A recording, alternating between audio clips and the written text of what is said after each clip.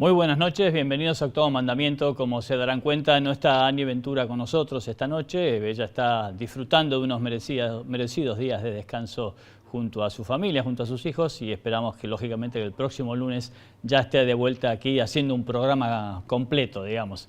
Les voy a contar dos cositas, digamos, o vamos a tratar de analizar un poquito dos cosas grandes que pasaron en los últimos días y que están pasando y van a seguir pasando en el transcurso de esta semana.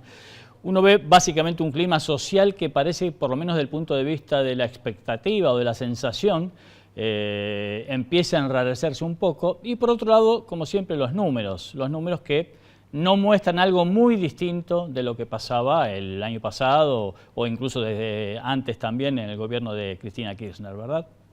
Pero claro, al cambiar el signo político, hasta que este gobierno empieza a manejar bien todos los hilos, sabe dónde están los botones que hay que apretar, como se dice vulgarmente, se pueden producir estas transiciones. Primer tema, el tema del empleo. Lógicamente, ustedes han visto, el día viernes lo anunció el presidente Macri que iba a vetar que iba a concretar el veto a la ley antidespidos que había sancionado esa semana la Cámara de Diputados, y efectivamente hoy en el boletín oficial vimos publicado el veto total a esa ley que tanto se había debatido en diputados. La primera pregunta es lógica, ¿hay realmente un problema de empleo, de creación de empleo o de desempleo, que es lo que apuntaría a evitar esta ley, lo que trataba de evitar esta ley? La verdad que es un problema relativo en todo caso. Incluso los empresarios reconocen que en el primer trimestre de este año más o menos se han perdido 80.000 empleos. Como yo siempre digo, no quiero ponerme en la cabeza y en el bolsillo y en el corazón de esos 80.000 personas que están sin trabajo, digamos, que por supuesto es muy difícil no admitirlo si uno se pone en ese lugar. Pero digamos, 80.000 despidos con un gran porcentaje, casi diría más del 60%, focalizado en el sector de la construcción, que gracias al parate de la obra pública básicamente está muy caído desde hace ya varios meses, no parecen un número demasiado significativo. Este es más o menos una pérdida del 0,5% o pongámosle el 1% si uno estira un poco la cifra de lo que es la fuerza de trabajo, por lo menos en el sector en blanco, ¿verdad? Según las estadísticas oficiales del Ministerio de Trabajo. Por lo tanto, la CGT, para tratar de negociar esa ley, primero amenazó con un paro.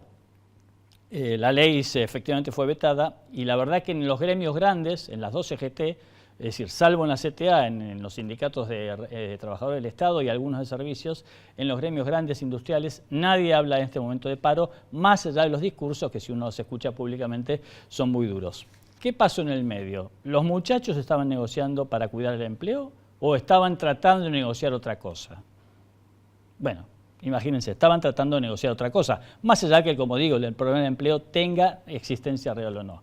Lo que estaban negociando es lo que ya está tratando de ver el gobierno de Mauricio Macri, que es cómo les empieza a devolver de a poco una vieja deuda que se sigue acumulando todos los años por los famosos fondos de las obras sociales. Esto es el fondo que todos los meses se recauda y se destina a integrar, de la recaudación de la obra social, se destina a integrar un fondo para cubrir enfermedades especiales. Fondo que, hay que decirlo, en el gobierno nacional y popular y defensor de los trabajadores de Cristina Kirchner se lo guardaba el gobierno nacional, no se lo distribuía a los sindicatos, y que también hay que decirlo, las veces que se ha distribuido ese fondo a los sindicatos, no mucho de ese dinero fue a parar para efectivamente dar, por ejemplo, medicamentos contra el SIDA o cubrir enfermedades complejas, que es para lo que fue creado. ¿Qué dice el gobierno ahora? Bueno, vamos a empezar a negociar por lo menos los fondos de 2015, que son alrededor de 2.700 millones de pesos. Piensen que la deuda acumulada en los últimos 10 años son alrededor de 30.000 millones de pesos. Vamos a empezar por esos 2.700 millones, pero lo que queremos asegurarnos es, una, que ustedes no hagan paro, cosa que ya parecería que está empezando a quedar en claro, y dos, que ese dinero se destine efectivamente a las obras sociales y a cubrir enfermedades complejas de los afiliados y no para otra cosa. Entonces, ¿qué pasa con el empleo? Bueno, debe haber un problema más o menos real y otro tanto que es negociación política. Vamos al tarifazo, que están del gas y de la luz, que están hoy en la Casa de Gobierno, esta mañana, una larga reunión entre los gobernadores de las provincias patagónicas y los ministros, Aranguren y Frigerio, para ver cómo hacemos para cubrir a un patagónico donde no puede dejar de prender la estufa en invierno, que la factura de gas le ha subido alrededor de 10 veces o por ahí. Si es una pyme, mucho más seguramente. el gobierno no quiere aparecer como que ante la primera queja damos marcha atrás con el aumento de tarifas. Entonces las tarifas van a seguir siendo las mismas. Lo que están viendo es cómo negocian algún tipo de subsidios del gobierno nacional para que esa tarifa plena no le llegue al bolsillo del usuario. Vamos a ver qué resulta de todo esto. Y en el medio, la palabra de los obispos, que como todos sabemos en la Argentina tienen mucho peso. En el fin de semana, en la conferencia episcopal, tuvo una reunión con las principales centrales obreras y además tuvo una larga jornada de debate el sábado en Mar del Plata, donde sale un documento bastante duro, que yo creo que eso es lo que hay que escuchar. Le dice al gobierno: nosotros sabemos que la consecuencia no es toda de este gobierno, que los pobres no aparecieron antes de ayer cuando asumió Macri el poder, que la inflación mucho menos empezó con este gobierno, pero sí el gobierno de Macri tiene que saber que hay un problema real con eso. Que el empleo ha estado estancado en los últimos 4 años, no quiere decir que ahora el gobierno de Macri diga: el empleo ya venía estancado en los últimos 4 años, porque cuantos más meses pasen, peor va a ser para su gobierno, que ahora ya no le tiene que echar la culpa a nadie, ahora tiene que gestionar cómo salimos de ese entuerto. Vamos a ir a los auspiciantes y después una interesantísima charla, estoy seguro por él, no por mí, con Mariano Narodowski. Gracias.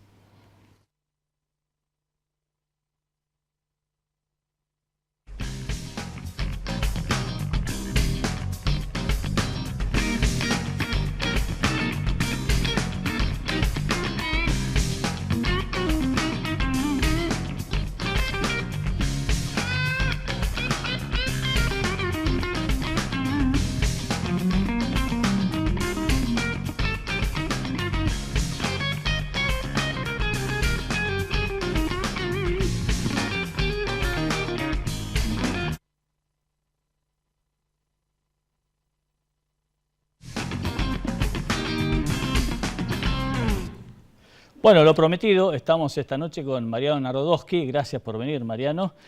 Como ustedes saben, es un gran investigador en educación, doctor en educación, profesor de la Universidad de Itela y autor de libros como este, Un mundo sin adultos, familia, escuela y medios frente a la desaparición de la autoridad de los mayores, que plantea algunas cuestiones que, si bien muchos venimos comentando y seguramente se comentan en más de una familia, tienen actualidad completa e inquietante. ¿Qué tal, Mariano? ¿Cómo estás?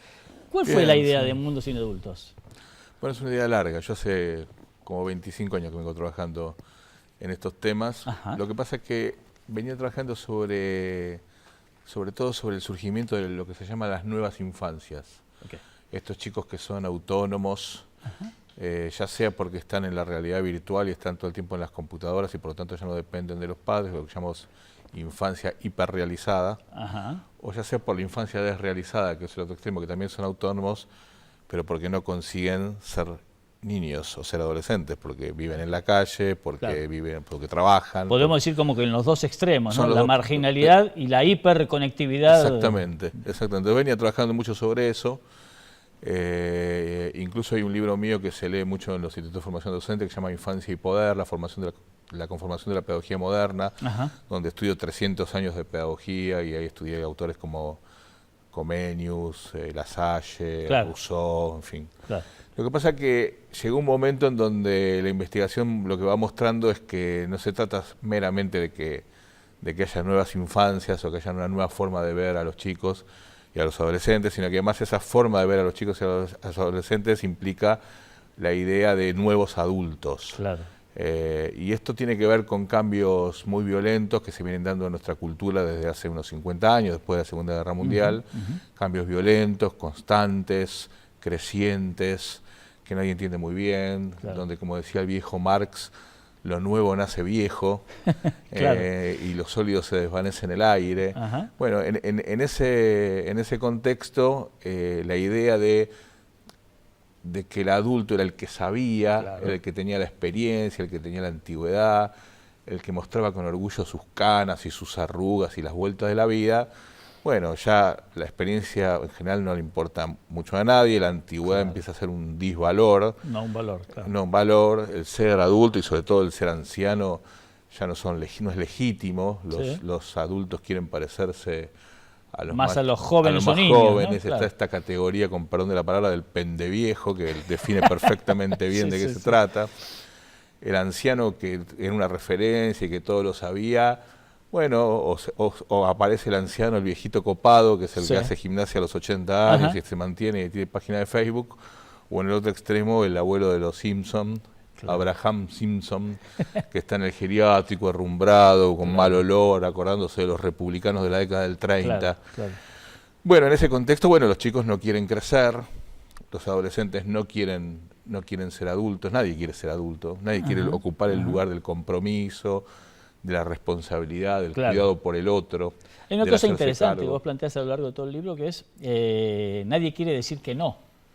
Nadie quiere ser el que tiene que decir que no. Digamos, que era una de las funciones principales, es una de las funciones principales del ser adulto, porque los chicos y los adolescentes no solamente tienen un montón de derechos y cada vez tienen más, puede ser que eso esté bien, pero además tienen un derecho básico que es a que alguien les diga que no. Es decir, que alguien les ayude a distinguir qué es lo que está bien y qué es lo que está mal. Porque nuestra cultura, llegar a ser un autónomo, una persona que se manda a sí mismo, necesita que haya otro que lo ayude a en ese proceso. Para que alguien se autogobierne, alguien lo tiene que formar. Y formar implica decirle que no. Desde el nene que va a poner los dedos en el enchufe, hasta el adolescente que debate si se puede drogar o no se puede drogar. Alguien tiene que decir que algo está bien y que algo está mal, porque de esa manera se construye el bien y el mal en los chicos. Ese es el problema. Si nadie se lo plantea de esa manera, todo da lo mismo. Y estamos en una cultura masomenista, en donde todo da más o menos lo mismo. Yo te iba a preguntar, porque lo que estás diciendo, que a mí me suena, por supuesto, muy razonable, digamos, me parece que puede tentar a ir, como muchas veces en Argentina, en el péndulo, ¿no? De un lado al otro, de la autoridad severa e intransigente y donde el niño nunca puede ni siquiera opinar, a el permisivismo, si tal cosa existe como palabra, absoluto. Entonces uno tiende a decir, no, pero tanto no, entonces vámonos al otro lado. ¿Dónde está el equilibrio en todo eso? Bueno, lo que pasa es que hay una trampa cuando te vas al otro lado, la idea de que los chicos se liberaron y por lo tanto pueden resolver su vida por sí mismos y pueden tomar sus propias decisiones, etcétera, etcétera, es una idea bastante tramposa. ¿Por qué? Porque en realidad cuando el adulto dice que el chico se liberó, en realidad lo que está haciendo el adulto es liberarse de los chicos. Es la paradoja de la liberación. ¿Viste? Como cuando el amo esclavista en el sur de los Estados Unidos liberó a los esclavos y de repente esos esclavos ya no tenían ni dónde vivir, ni dónde comer. Bueno, evidentemente había cambiado el capitalismo y los patrones no necesitaban más esos esclavos. Bueno, la paradoja de la liberación es esa. Entonces, muchas veces es una cosa bastante tramposa, porque en realidad lo que ocurre es que los adultos se están liberando, nos estamos liberando de nuestros hijos y de nuestros alumnos.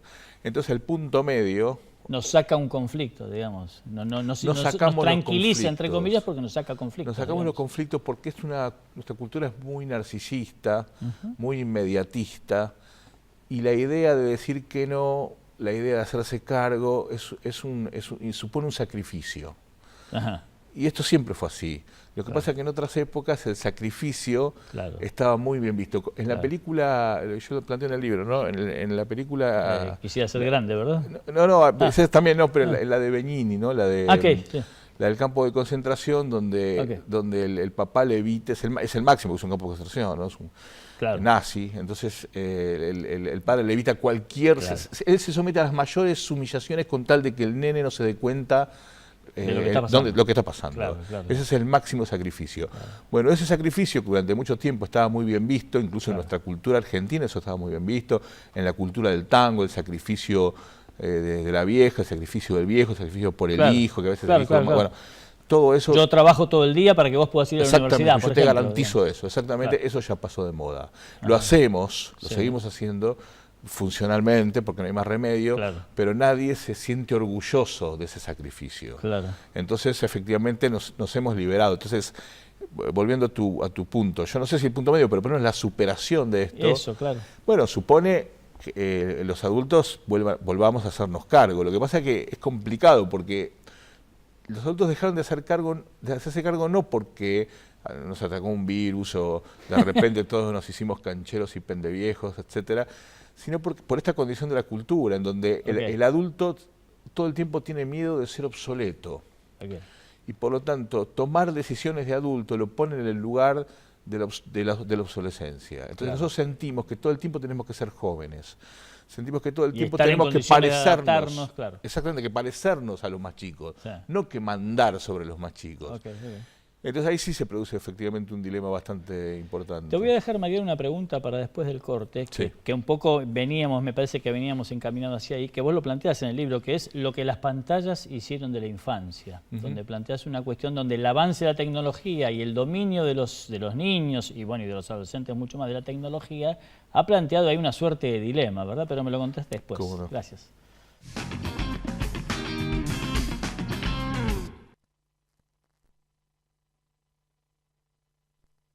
Auspicia este programa Banco Provincia. Trabajamos para el desarrollo de las comunidades de nuestro país. Asociate, te necesitamos.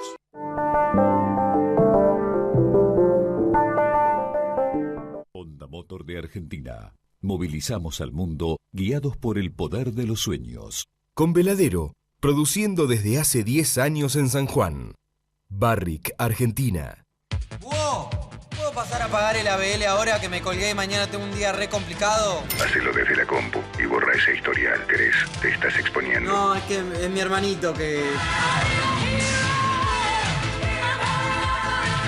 Me hace falta un sacón, un sacón, un sacón. Necesito un sacón, un sacón, un sacón. Que me haga sentir que estoy viva, que vibro, que amo y respiro, que ahora existe el amor. El nuevo Chevrolet Cruze con sistema Start-Stop. Para los que no paran de progresar, ni siquiera cuando paran. Chevrolet, Find New Roads. Un mundo dinámico, fascinante, digital, donde descubrimos posibilidades que te sorprenden, que te divierten, que hacen todo más sencillo, que mejoran tu vida, tu mundo, un mundo para todos. Telefónica.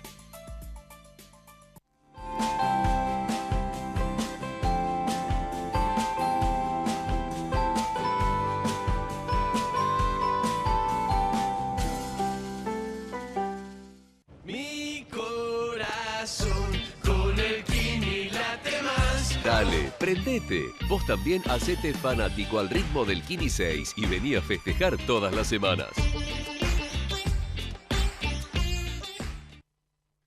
¿Sabías que podés tener el Banco Ciudad en tu celular? Hacé transacciones. Localizá cajeros. Pagá todo. Recargá tu celular. Nueva banca móvil del Ciudad. Bájate la app y disfrutá. Banco Ciudad. Te quiere ver crecer. Auspicia este programa Banco Provincia.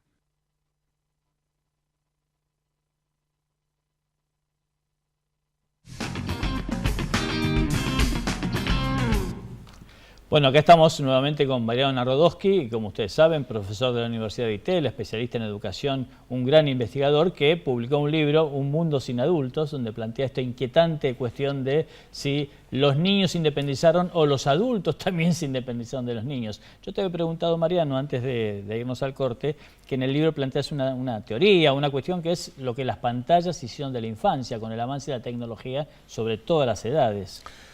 Mira, tradicionalmente, ser adulto implicaba conocer el misterio, conocer los secretos de la vida. Ajá. Los secretos del sexo, los secretos del amor, de la religión, de la política, del poder. Eso era ser adulto. Y el niño y el adolescente iban de a poquito, gradualmente, iban aprendiendo eso, se iban iniciando, ceremonias de iniciación incluso sobre eso, con distintas... El tío para algunas cosas, el papá para otra, el cura para otra, la mamá para otra, el maestro para otra, y así de seguido. Claro. A partir de las pantallas, sobre todo esto se estudió mucho en los años 80, a partir de las pantallas lo que ocurre es que las pantallas muestran todo. Y padres e hijos se sientan frente al televisor y todos ven todo. Entonces no hay más misterios. Entonces se acabaron los secretos. Si los chicos quieren develar un secreto, no tienen que preguntarle a un adulto. Le preguntan a Google. Le preguntan a Google o se los cuenta Tinelli. Con lo cual... eso lo que hizo fue horizontalizar la relación entre grandes y chicos, que antes era jerárquica, era un grande que sabía y que mantenía el secreto y de a poquito se lo iba pasando a las generaciones venideras y ahora el secreto está ahí, está disponible, está para todos. Eso generó un gran cambio cultural que hace que las relaciones entre grandes y chicos dejen de ser asimétricas y sean de entre equivalentes. No entre iguales, pero sí entre equivalentes. Claro, por lo menos con el mismo acceso al conocimiento, digamos. Con el mismo acceso al conocimiento, por lo menos teóricamente. Con el mismo acceso al conocimiento en teoría, y muchas veces nuestra cultura valora mucho más el conocimiento de los chicos y los adolescentes, como que ellos, al revés, como que el verdadero secreto ya no está en los grandes, sino está en los chicos. Fíjate, las empresas, una cosa muy rara, que las grandes empresas buscan expertos sin experiencia. Esa es esa paradoja, pero es cierto. Es decir, son personas ciertamente formadas tal vez en la universidad o en una tecnicatura, pero que no tienen experiencia previa, porque si la tuvieran, probablemente no serían considerados positivamente. Estarían como contaminados. Estarían contaminados por lo viejo. Entonces, efectivamente, el mundo de las pantallas lo que hace es igualar o hacer equivalente, mejor dicho, a grandes y a chicos. Ahora, eso implicaría, otra vez tratando yo de buscar el punto medio, ni un extremo ni el otro, claro, digamos, no es que nos tengamos que oponer al avance de las pantallas o de la tecnología en general, porque eso es inevitable, por cierto. Absolutamente. Ahora bien, frente a un chico que puede saberlo todo, como vos decías, a cualquier edad y en cualquier momento, debería haber un adulto dispuesto a sentarse y explicárselo por lo menos un poquito más o a contextualizarlo, no sé. A un adulto que se siente al lado, usando tu imagen, sabiendo que es otro, que no es un equivalente, que no es un igual. Que no tiene que comportarse como él. Que no tiene que comportarse como él y que tiene otras experiencias y que tiene otras cosas y que tiene capacidad para decir que no y que puede abrir caminos de perspectiva. Ahora, si te sentás al lado, si sos gamba... Está muy bien, está muy bien. Si sos gamba, si sos canchero, si sos cool, depende. Igual todas estas palabras ya han pasado de moda hace 5 minutos. Si asumís esas posiciones que muchos padres, sobre todo muchos docentes, asumen, yo creo que estamos condenados a efectivamente vivir en un mundo sin adultos, al mundo de la pura horizontalidad, de la pura equivalencia, donde en el mundo de equivalencia, ¿qué hay? Negociación.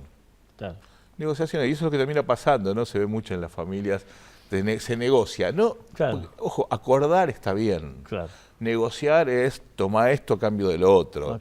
Y esa negociación supone la pérdida de la jerarquía. Y es el terrible temor que en nuestra cultura occidental, y particularmente en nuestro país, le tenemos a palabras como autoridad, obediencia. Sí, lo que vos decías en más de una nota, ¿no? Enseguida sos facho. Sos facho, sos facho. Y sos facho, ¿eh?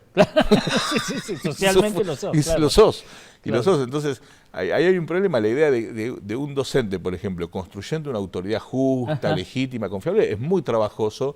Muchas veces es contracultural.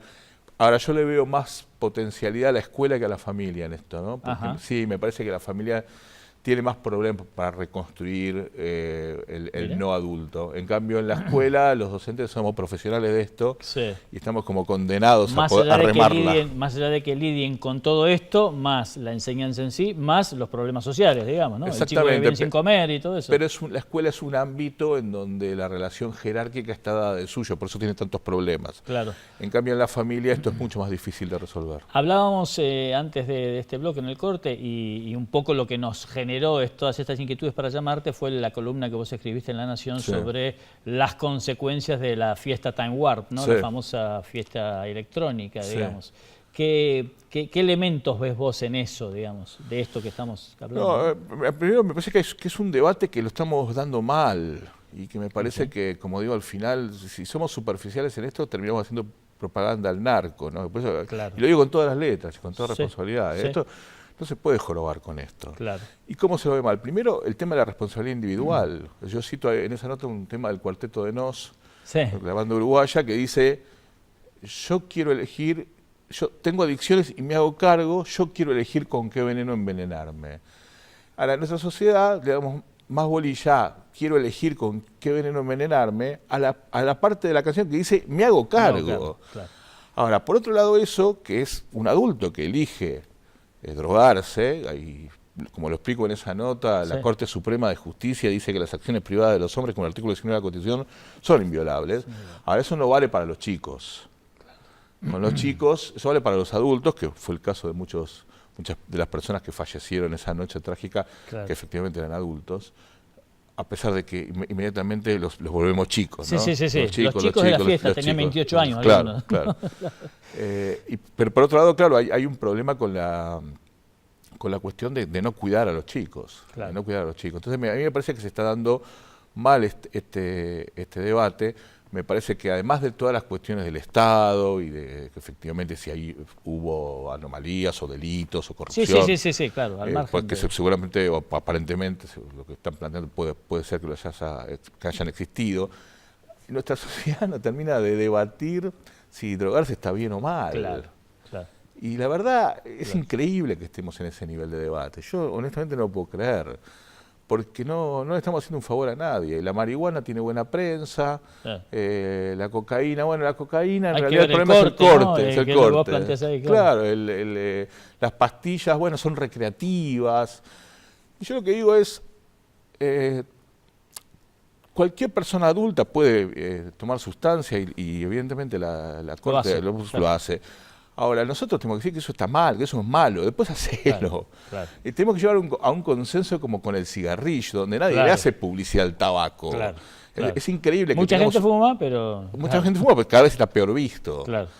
Ya fumar en público no está bien visto, se prohibió fumar en lugares públicos y parecía que no iba a funcionar, todo el mundo lo respeta, porque hay un consenso de que eso hace mal. Increíblemente tenemos ese consenso para el tabaco, pero no lo tenemos para otras sustancias, para el alcohol y para las drogas. Si no damos un debate con esa seriedad, me parece que el ejemplo que le estamos dando a los chicos es un ejemplo completamente contradictorio y muy perverso, porque lo que estamos diciendo es, en realidad todo depende. Y a los 14 años las cosas no dependen. No dependen, claro. A los 14 años tenemos que mandar mensajes, me parecen más claros.